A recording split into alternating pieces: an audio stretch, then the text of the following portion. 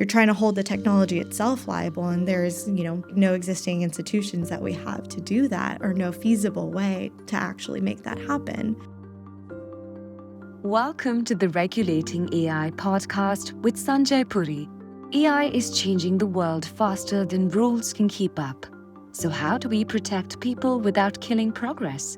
Each week, Sanjay brings you inside conversations with global leaders, policymakers, and innovators who are wrestling with that exact question. So if you're curious about the future of technology and how it's governed, you're in the right place. Our guest today is Camille Carlton, Director of Policy at the Center for Humane Technology, where she works to ensure that AI and digital platforms are designed to serve people, not exploit them.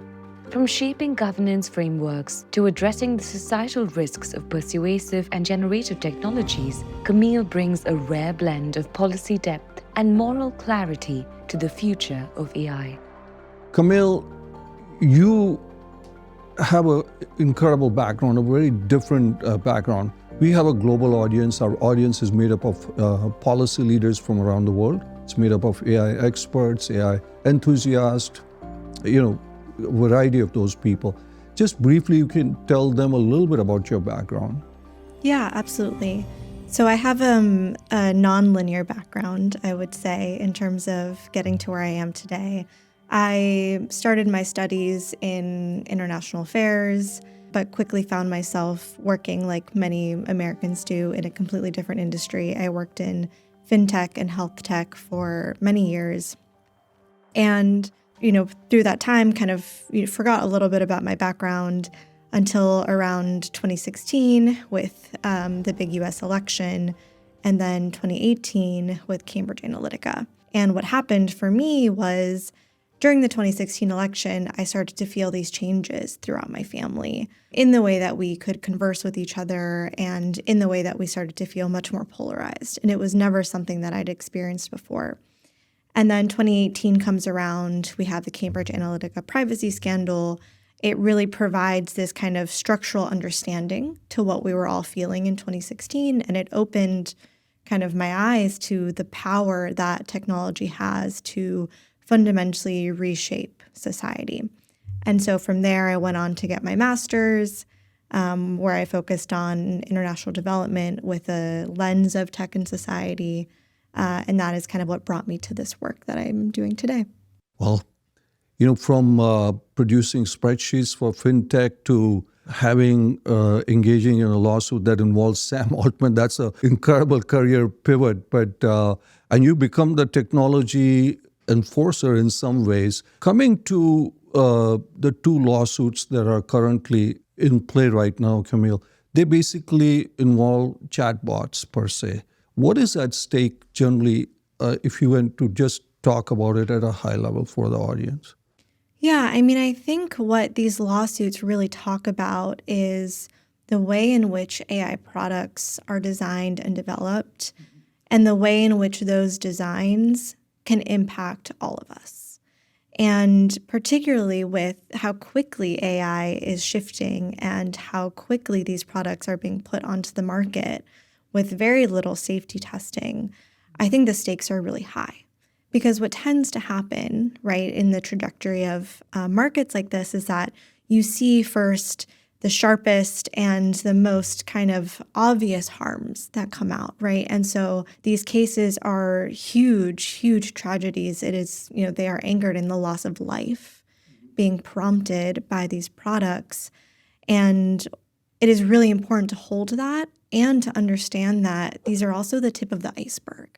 And that the way in which many of these consumer-facing AI products are designed is that they are pushing way more harms than we even understand right now, right? We see these cases and they're anchored in suicide, but we're also seeing the rise of AI psychosis or delusions. We're also seeing the rise of AI connection, intimacy, dependency, and all of these things are going to change the relationships we have with ourselves, with our, close networks, with our communities, and they can be really harmful. And so it's important to hold that how these products are built impact you and I. And that's what these lawsuits really look at. loss, psychosis, etc. That talks about could be a potential health epidemic per se. Do you have some facts or figures for our audience that kind of point to some of these things? Because that would be a big worrisome thing, because as you see, this is not a United States phenomena alone, because now if you look at the rapid growth of LLMs, chatbots, etc., it's taking on, because you have younger populations in some of the global south countries, it's taken on a speed and a life of its own. So what does that mean? So if you can just talk a little bit about what all is at stake here. Yeah, for sure. I mean, I think that one of the things I really focus on and that these lawsuits really focus on is our kind of connection to intimacy and our connection to human-based intimacy versus this kind of rise in artificial intimacy. And one statistic that really shocked me recently was, I think it was 47 or 48% of high schoolers either themselves or they personally knew someone who was engaging with a chatbot for connection. And 1 in 4 young people believe that AI intimacy can replace human intimacy. And so when we think about how jarring that is, right, this is, again, just for young people. And it's one form of this kind of, psychosocial harm that we're seeing. We're also seeing, as I mentioned and you pointed out, a rise in kind of delusion-based cases, and it's still very early. So I think the truth is that we don't actually know how many people are experiencing this. OpenAI, I think, came out and has said it's a very, very small percent of their users that they believe are experiencing things like AI delusion. But the problem is that focusing on the percent of their users, it kind of makes us forget how many users they have and how many people they have, and the fact that ChatGPT is a global product. It is a product that has been adopted the fastest in the history of technology across the world. So this is an issue that's not just affecting young kids, it's affecting kids, adults, it's affecting people all around the world. And in fact, a partner of ours, the Tech Justice Law Project, just actually filed several more lawsuits against OpenAI in the last 2 weeks, 6 of which were focused on adults, and either based off, adults taking their own lives or adults experiencing AI delusions and AI psychosis. So let me just follow up a little bit on this, Camille. This prior Surgeon General had said that loneliness is an epidemic in this country, in the United States, and that's across age groups. We don't realistically have enough trained, certified help to work with these folks. I mean, and also there's just no way. Do you see a role for chatbots in something like this, Camille? I mean, to me, it is a fundamental disconnect to claim that the same technology that has kind of pushed a loneliness crisis that is based in the lack of human connection is the technology that's going to solve it, right? If the loneliness epidemic is anchored in, this missing of community, this missing of human connection, products that are explicitly designed to undermine human connection is not going to solve that. And the problem that we're seeing right now is that the consumer-facing AI chatbots that are on the market are not explicitly designed to solve the loneliness epidemic.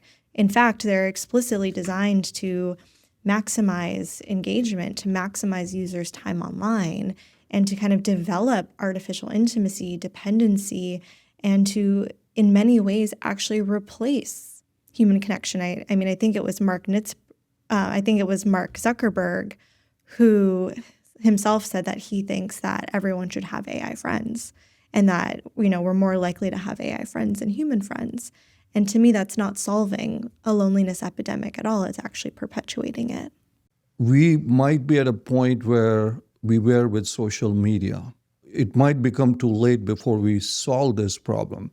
Are you touching on social media as what has caused this problem, and now AI could, escalate it? And Are we able to stop it, or is it past that point, Camille? Yeah, I mean, I definitely believe that social media played a role in accelerating the loneliness epidemic, of course. There are many factors at play, but social media is one of those factors. And the way in which artificial intelligence is so much more personal, so much more always readily available and responsive to your unique needs, always on, is, social media tenfold, 100-fold in many ways. And so you see the progression and you see the way in which, as social media kind of laid the foundation, artificial intelligence is really accelerating it. That said, I don't think it's too late. One of the things that has been really heartening about this work is that because of the lessons that have been learned from social media, the general public and policymakers are catching on much more quickly with artificial intelligence. I mean, I remember doing this work in the social media space, and it took years for people to kind of be able to explain what an algorithm was or understand the difference between recommendation systems and design versus content.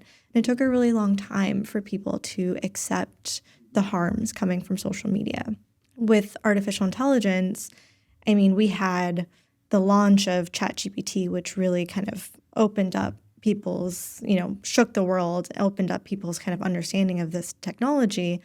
And it's only been a few years since then. And people are really starting to understand the harms as well and saying that it's not acceptable. So I think that we're in a much better position to actually figure out how do we get good innovation and the best from this technology, but really question the harms that are coming out and the ways in which these products are being built today.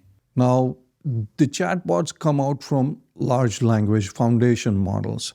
These models, and there are several companies that produce those, also help kids with their homework, help me with sending out nice, cool letters to employees.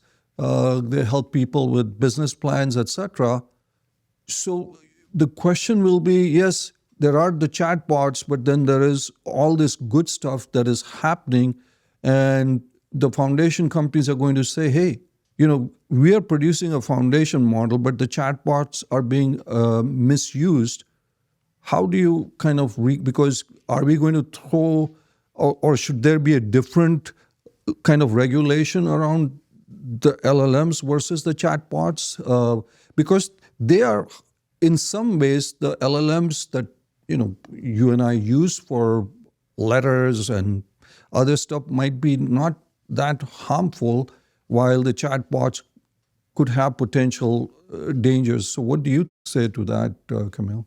Yeah, well, I think first, if we zoom out, to me, one of the biggest myths that's being kind of told in the AI policy space right now is this idea that, the peril of artificial intelligence is the price that we pay for the promise that we'll get. And you see this with kind of this argument of, okay, but there's so many benefits and there's going to be so many more benefits, right? If we get to AGI, we're going to be able to diagnose health issues in a way that we've never been able to before. We're going to be able to solve the climate crisis in a way we haven't. We're going to basically have so much human coordination and problem solving that our biggest problems are going to be small. And in order to get there, we just have to kind of keep going. And yes, there's going to be harms along the way, but we'll try and minimize them as much as possible to get to this kind of greater good.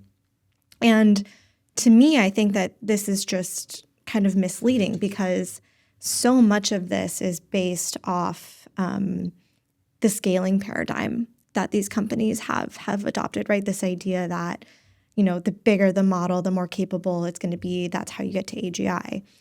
And yes, if your goal is getting to AGI, then that makes sense.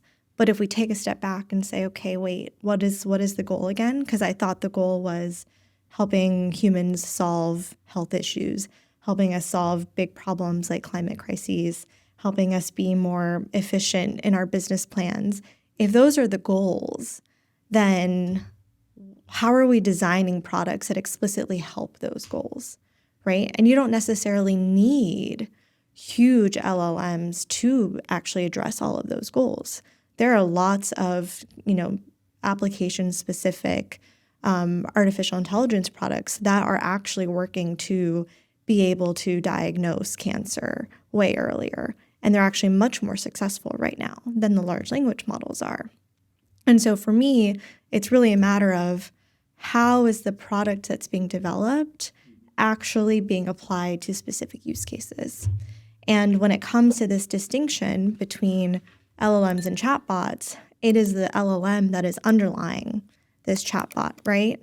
And so we have to make sure that the kind of original LLM is designed well and designed in a way that is actually going to address specific problems, regardless of if it is used in a chatbot, regardless of if it is used in, an underlying health application. Because at that point of LLM development is when you have the most control to make sure that the product is safe. If, you mandate a certain fixed design to people, it firstly reduces innovation. Secondly, it probably gives inherent advantage to larger or existing companies. How would you do that? Because you mentioned designing several times. So explain to our audience, what do you mean? How would these companies, because some of them are listening to you right now, how are they going to design this stuff? Yeah, that is a great question. And I think when people hear design, they instantly go to that place of, specific instructions on this is what the product's going to look like, or this is the data you're going to use. And the way that we approach it is actually from more of a zoomed out place. And it comes from the principles around kind of duties of care and products liability. And so for us, it's not about explicitly mandating certain design features or practices, but it's actually about saying that these companies, the developers of artificial intelligence, have a duty of care to build their products in a way that, takes into consideration the public interest and public safety. And if they don't do that, then they can be held liable for the harms that their products cause. It's kind of the same thing that we see in the auto industry, right? We don't explicitly tell car manufacturers how to design their cars down to the nitty-gritty, right? But we say, you have a duty to make sure that before your product hits the stream of commerce, it is safe, that you have tested it, that you have, reduced all foreseeable risks. And if you don't do that and you put a product into the stream of commerce, you can be held liable for it. So I actually think that when you think about incentivizing design from a product's liability standpoint, you are able to balance this innovation because, again, it's not about saying, innovate in this way. It's saying you innovate in any way you want as long as a product is safe and you're balancing consumer protection. And so it's kind of this light touch approach to making sure that products get put on the market as fast as they can as long as consumers aren't, at the tail end of harms. There is the issue of, yes, we want transparency, which is what you're saying, but then there is the issue of proprietary innovation plus national security. How do you balance that, Camille? Yeah, I think it goes back to principles of transparency, which I think are really based in this idea that there is a huge asymmetry of information within the technology space right now. And this comes from, again, most people, policymakers, the general public, not having any idea how these technologies are being built, not having any idea how decisions are being made because there hasn't been a push to develop more explainable AI, and therefore not knowing exactly, how we make sense of this, how we regulate it if we do, how we use it safely. And so what we really need, I think, is different intervention points around transparency and explainability. And it doesn't necessarily mean that, all information is shared publicly, but it could mean that information is shared with, a trusted third-party auditor to kind of make sure that things are being built in the right way. It could mean that information is shared with attorneys general as, kind of an oversight mechanism, it doesn't necessarily mean that things are going out into the public. We also have, another kind of angle of whistleblower protections as a way to promote, more transparency within this, very, very asymmetric information ecosystem. Because what we've seen time and time again is that the people building these products are best positioned to actually talk about and share the decisions that companies are making, and kind of when companies are making decisions that go against the public interest, which we have seen over and over again. I mean, even with the recent OpenAI case, again, that was being introduced by the Rain family, what came out from this lawsuit is that OpenAI internally had explicit instructions for its chatbot not to end the conversation even when topics of suicide were being brought up. And those types of decisions, I think, are so important for the public to know. And so we really do need to balance, the public interest and, as you said, proprietary information and national security.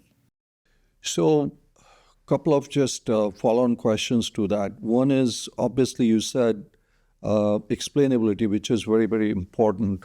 There are now reasoning models that kind of walk you through some of that, but still the explainability is not clear. What you're saying is maybe the government has a role, an attorney general, whatever else, but let me also bring a little dose of reality.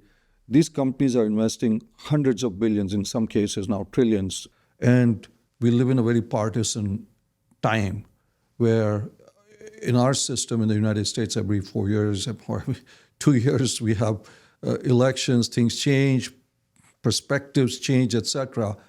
Then you're kind of putting these companies in some ways, at the mercy of these government officials.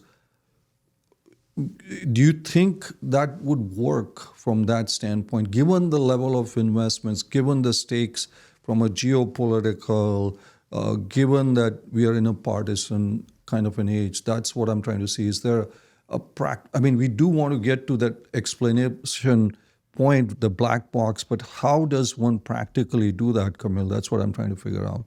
Yeah, I think that in any well-functioning economy, society, it's all about balance, right?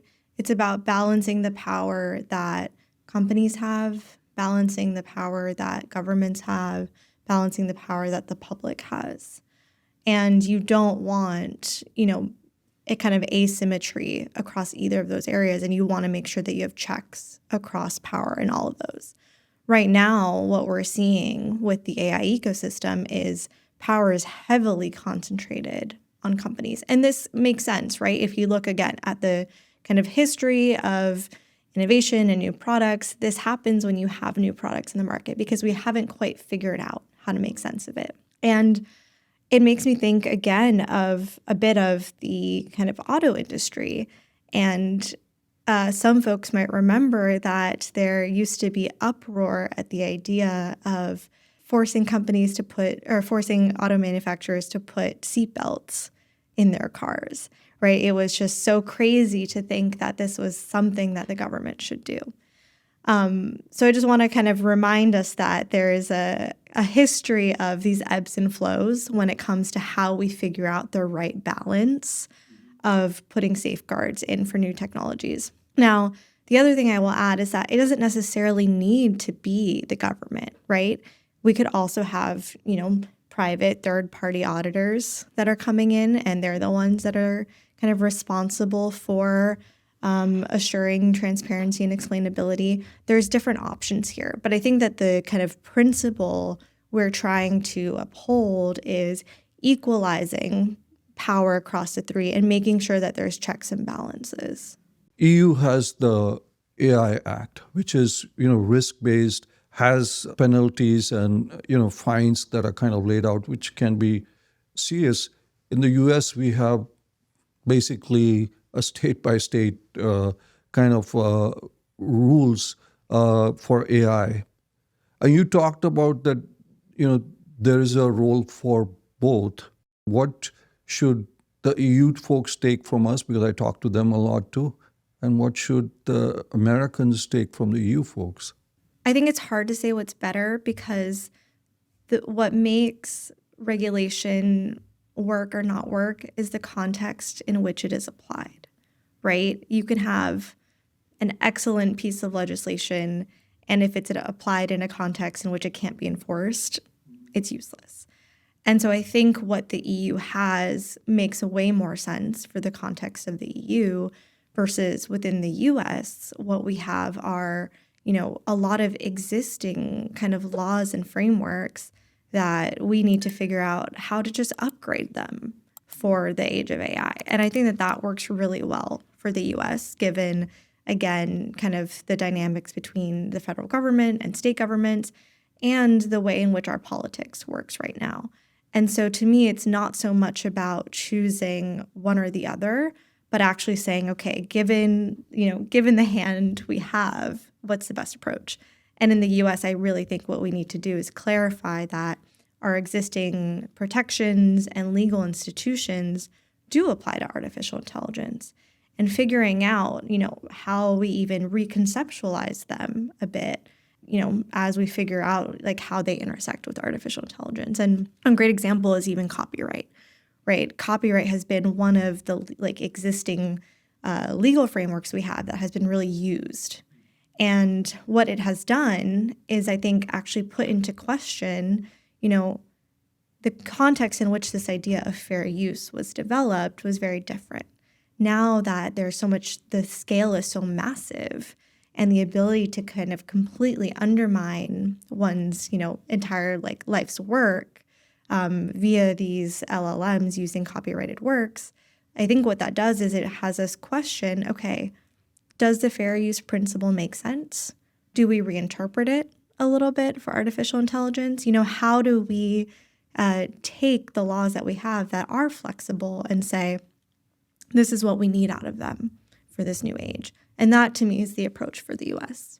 For a small entrepreneur, when you look at a patchwork of 50 different AI rules and regulations, does that make sense, or does it make sense to have a preemptive? There was this move to have a push to make sure states would not have AI policy, et cetera, and that might be coming back again, because the worry is that these patchworks of rules and regulations could hurt innovation. Especially, the example is always given, somebody in a garage is how are they going to have the legal means to go over all of these things? So a lot of the rules and regulations being passed by these states actually scope out who gets applied, right?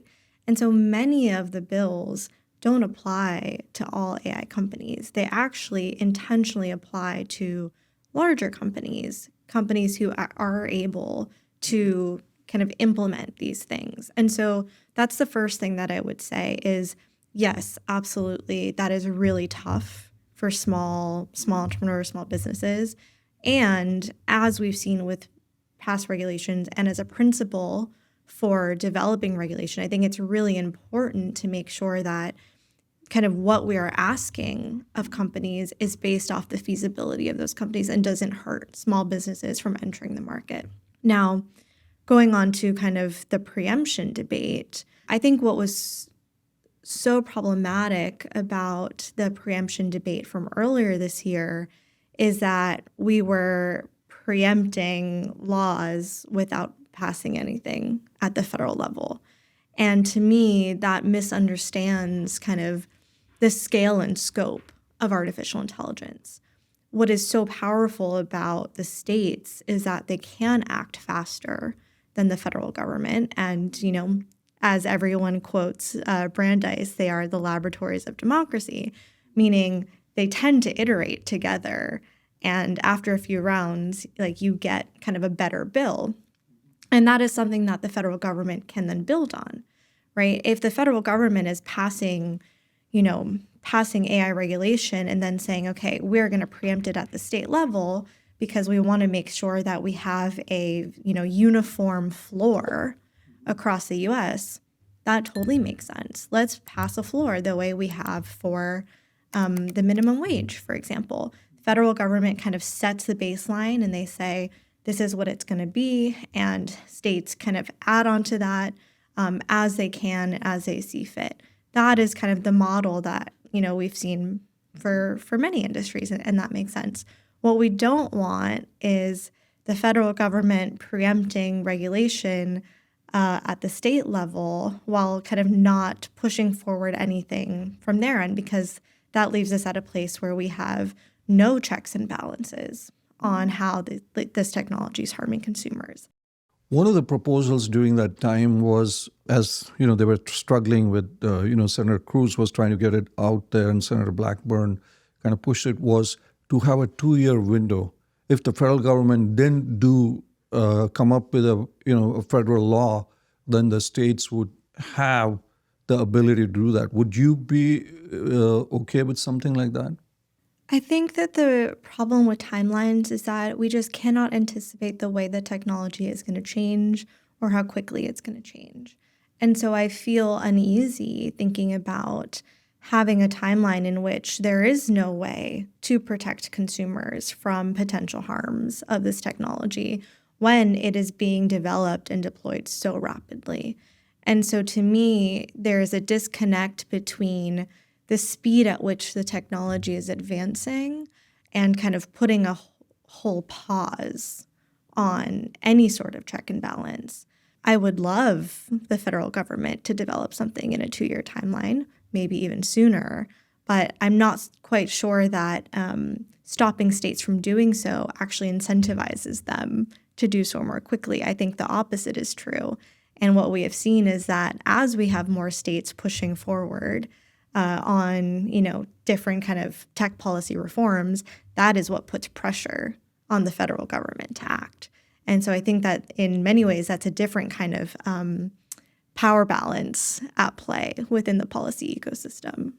One interesting thing, if you can briefly touch on, is you talked about this personhood issue with AI, that you are against it because you think it provides some kind of a liability shield. And I know I've had Stuart Russell on our show and Yoshua Benji also talk about that. It is important because 5 to 10 years down the road, maybe those things happen. Firstly, for our audience, can you just very briefly explain what personhood is, or from your perspective, and what is your, briefly, just quick opposition to that? The idea of extending legal personhood to artificial intelligence would be the idea of extending kind of a suite of rights that we see explicitly, held for either people, or now, we do see some of those rights also being kind of explicitly granted to corporations. So one of these rights, for instance, is, First Amendment protections for speech. So people and now corporations have First Amendment protections. This is part of, this kind of personhood bucket. Another example would be the ability to own property. But generally, the fear around granting artificial intelligence products themselves personhood is the way in which it undermines human rights and protections, right? Especially as you start to think about how many AI agents, will eventually be at play if all of those agents have personhood rights. And then suddenly, those rights are being held in kind of in tension with human rights. It becomes a whole different analysis of how you problem solve and how you kind of figure out legal disputes and where responsibility lies. And to make this a little bit more concrete for listeners, one of the cases that we have been supporting, the Garcia versus CharacterAI case, in which Megan Garcia lost her young son, Sewell, after he was kind of prompted to commit suicide to be with the chatbot that he fell in love with. In one of the CharacterAI's arguments to get their case dismissed, they argued that basically that their listeners had a right to hear the outputs from the CharacterAI chatbot, right? They were arguing kind of a backdoor approach to the First Amendment, saying listeners should be able to hear these outputs. These outputs are protected speech. But it opens up the question of, well, whose speech is being protected? And the argument wasn't that it was CharacterAI, the companies. It was that it was the characters. Wow. And so if we understand, play this out a little bit more, let's say it was the character's speech, but then how do you hold the character liable? You can't charge the character for damages. You can't charge the character to change its behavior and its design, which is the injunctive relief path of a lawsuit. And so that is where that liability shield comes in, because suddenly you're not holding the people that make the technology liable anymore. You're trying to hold the technology itself liable, and there's, no existing institutions that we have to do that, or no feasible way to actually make that happen.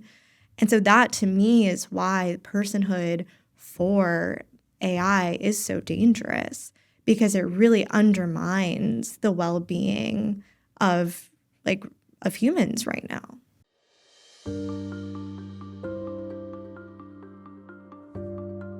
Should there be a minimum age for people to use chatbots?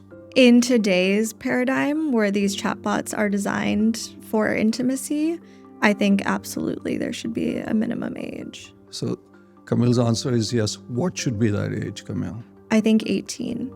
Okay, 18 it is. According to you, is Section 230 the biggest obstacle to AI accountability? No. Should AI companies be required to disclose their training data? Yes. And to whom I think we need to figure out a good solution. Which state or country is doing AI regulation right, according to you? I'm going to go with Colorado. According to you, what's more dangerous, social media or AI chatbots? AI chatbots, especially since we're seeing them also embedded within social media. Should tech CEOs face jail time for product harms? I think if they have explicit knowledge and push forward products that are harmful, it is not a bad idea to think about what personal liability looks like. Is AI moving too fast for regulation to keep up? Yes, but I think all technology moves much faster than regulation. And I don't think that means regulation cannot keep up. I think technology will always move faster. And regulation will always struggle to keep up. What's the one AI regulation you'd implement tomorrow if you were in Congress or you were the speaker? A product liability framework with a duty of care for all AI developers. So 5 years from now, we are sitting right here, maybe some other place. Do you think AI companies will be more accountable or less accountable? I think AI companies will be more accountable for the harms we're talking about today. And then there's going to be a whole new range of ways in which the technology is impacting society that we haven't even thought about yet. Pretty cool. Camille, you talk a lot about human dignity and, you maintain humanity in this world. And you've been traveling around talking, you've been in lawsuits and things of that nature. What do you think over this time that you've seen, what do you think we have lost and what have we gained? The thing that keeps me up at night is the ways in which AI kind of that it's being designed to replace human connection is already rewiring our society. I am worried about the ways in which the things that make us human are being lost, the ways in which our kind of relationships and, in-person connections are being eroded. And I worry about waking up in a world, years from now where the loneliness epidemic feels like small potatoes compared to where we are with kind of AI connections versus human connections. And what I would love to see happen is for the public and for policymakers to really think about, what are the things that we value about our humanity What are the things that make us uniquely human and that are worth protecting? And what are the new kind of rights and frameworks that we need to protect those things so that we can live in a world where we, yes, get all the great, innovation from AI, but where like the things we love, our human connection, our critical thinking, all of that are protected. Thank you so much. And to our audience, if you enjoyed this, please share and subscribe, and please go and see what Camille is doing on the website, and really appreciate all our listeners for being there. Thank you, Camille, for being on the podcast. Thank you for having me. This was a pleasure. Thank you. Thanks for tuning in to the Regulating AI podcast with Sanjay Puri. If you enjoyed today's conversation, don't forget to leave a comment. We'd love to hear what you thought. Share it with someone curious about the future of AI, and join us next time for more stories and insights from the leaders shaping what's ahead. Right here on the Regulating AI podcast.